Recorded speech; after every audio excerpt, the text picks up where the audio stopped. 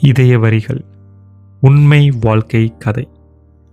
அம்மாவின் கடைசி ஆசை மகனுக்கு தாமதமாக புரிந்த நாள். ராஜா வேலை வேலை என்று எப்போதும் பிஸியாக இருந்தான். அம்மா அடிக்கடி ஒரே ஒரு ஆசையை மட்டும் சொல்லிக் கொண்டே இருப்பார்.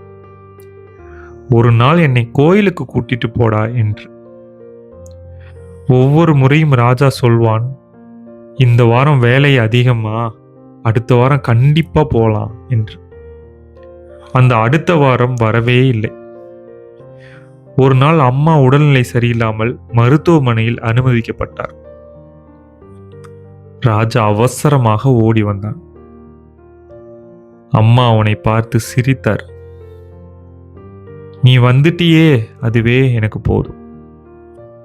சில நாட்களில் அம்மா இறைவனடி சேர்ந்து விட்டார். வீட்டை சுத்தம் செய்யும் போது ஒரு சிறிய பையை கண்டான். அதற்குள் ஒரு மாலை, ஒரு தேங்காய் மற்றும் கோவில் அர்ச்சனை சீட்டு. அதன் மேல் ஒரு குறிப்பு, ராஜாவோட கோயிலுக்கு போகணும் என்று. அந்த ஒரு வரியை படித்ததும் ராஜாவின் கண்களில் கண்ணீர் நிறைந்தது. அம்மாவுக்கு பெரிய ஆசைகள் எதுவுமே இல்லை. மகனோடு ஒரு நாள் செலவிட மட்டும்தான் ஆசை. அன்று முதல் ஒவ்வொரு மாதமும் ஒரு நாள் குடும்பத்தோடு செலவிட முடிவு செய்தான். இதய வரிகள். பெற்றோரின் ஆசைகள் பெரியவை இல்லை.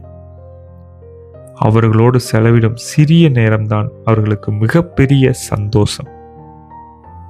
உங்கள் அம்மாவை நினைத்தால் இன்றே அவரோடு சிறிது நேரம் செலவிடுங்கள்.